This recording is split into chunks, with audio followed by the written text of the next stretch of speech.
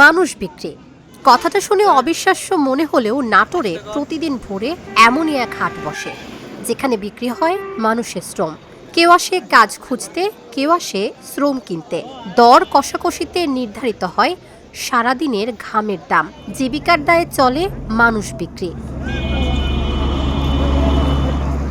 নাটোরের বনপাড়া হাটিকুমরুল মহাসড়কের নয়াবাজার ও মানিকপুর এলাকায় প্রতিদিন ভোরে ৫টা থেকে সকাল ৮টা পর্যন্ত বসে এমনই এক হাট যেখানে পণ্যের মতো কেনা বেচা হয় শ্রম, নির্ধারিত হয় ঘামের দাম। সবাই অওয়ারনের কারণে রাত ৩টার দিকে আসছে এই জায়গা এসে কাজ করতে আসছি, কিন্তু এলাকায় রসুন লাগায়, ধান কেটে রসুন লাগায়, এই তো কাজ আমাদের। আর অওয়ারনের কারণে আমরা আসি, প্রত্যেক দিনে আসি রাত ৩টার দিকে আসা লাগে, আবার আসরে আজান দিলিকে বাসায় যাওয়া লাগে। মানিকপুর বাজারে আসি, আসার পরে গৃহস্থ আসে, তারপরে আমরা তাদের সাথে কথাবার্তা বলি, রসুন টসুন লাগাই, ধান কাটা, আবার এই রসুন নিড়ে নেয়, এইসব কাজ যে গৃহস্থের সাথে কথা বলে মিটকুট করে যা কাজ করি। নাটোরের গুরুদাসপুর উপজেলার নয়াবাজার ও বড়াই গ্রামের মানিকপুর শ্রমিক হাটে ভিড় জমান তারা। এই হাটে কেউ বিক্রি করতে আসেন শ্রম, আবার কেউ কিনতে আসেন দিনমজুর। আসি এই জায়গায় প্রতি বছর আসি, কাজ করি, মানে প্রতি বছরই লোক নেয়, আসি কাম কাজ করি, তাই আসি। আমার বাড়ি সিরাজগঞ্জ, এই দামে কাজ করতেছি, মনে করেন যে নগদে একবার সঠিকভাবে আমরা দাম পাই কাজের শেষে। হাটে দর কষাকষি করে শ্রমের দাম নির্ধারণ শেষে মাঠে গিয়ে কাজ করেন দিনমজুররা। সন্ধ্যায় ফেরেন বাড়ি। প্রতিদিনের মজুরি ধরা হয় ৫০০ থেকে ৬০০ টাকা, যা দিয়ে পরিবারের ভরণ পোষণ করেন তারা। বাড়ি সিরাজগঞ্জ, এখানে আমরা প্রতি বছর আসি, ধান কাটি, রসুন কাটি, বুঝছেন। এখন বাজার হলো কম, এখন কামলা অনেক ওঠে হাটে, এখন যে যা পারে এই হিসাবেই চলে যেতেছে। শ্রমিকদের চাহিদা বেড়েছে। কৃষিকাজ চালাতে হলে এই শ্রমই ভরসা। মাঠে ধান কাটা ও রসুন রোপণে বাহির থেকে শ্রমিক আসায় ক্রেতারাও সন্তুষ্ট। আমাদের বড়াইগ্রাম গুরুদাসপুরের মধ্যে সর্বোচ্চ কামলার হাট হচ্ছে এই মানিকপুর বিশ্ব রোড।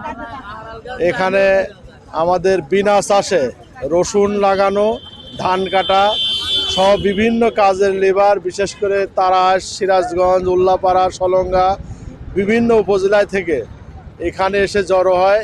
এখান থেকে রয়নাভরট হাট, মানিকপুর বিশ্ব রোড সংলগ্ন রয়নাভরট হাট, এখান থেকে আমরা কাজের লোক নেই। সিজনালি কাজ, রসুন, ভুট্টা লাগানো, ধান কাটা, সকল সময় আমরা এখান থেকে কাজের লোক নেই। আজকে কাজের লোক নিলাম, 2 জন লোক নিলাম, 600 টাকা রোজ। বড়াইগ্রাম গুরুদাসপুরে রসুনের ফসল সর্বোচ্চ বেশি হয়। তো আমাদের এলাকায় যে সমস্ত শ্রমিক আছে, সব শ্রমিকদের দেখা যাচ্ছে যে রসুন লাগাইনি হয় না, খুব টানা ছেঁচড়া হয়, মানে একসাথে রসুন লাগাইনি লাগে। তো বিশেষ করে আমাদের অন্য জেলায় থেকে, সিরাজগঞ্জ, তারপরে ওই বগুড়ার এদিক থেকে বিভিন্ন জায়গা থেকে লেবার আসে। মাঠে কাজের জন্য অসংখ্য শ্রমিক প্রয়োজন হয়। নাটোরের সেই সংখ্যক শ্রমিক নেই, তাই এই হাটগুলোতে শ্রমিক বিক্রি হয়। মানিকপুর এবং নয়াবাজার, এই দুটি জায়গায় আসলে আমাদের প্রতিদিন শ্রমিকের হাট বসে সকালবেলা, এবং সেই হাট থেকে আসলে কৃষকেরা যারা জমিতে কাজ করাবে তারা কিন্তু এই শ্রমিকদেরকে কিনে নিয়ে যায়।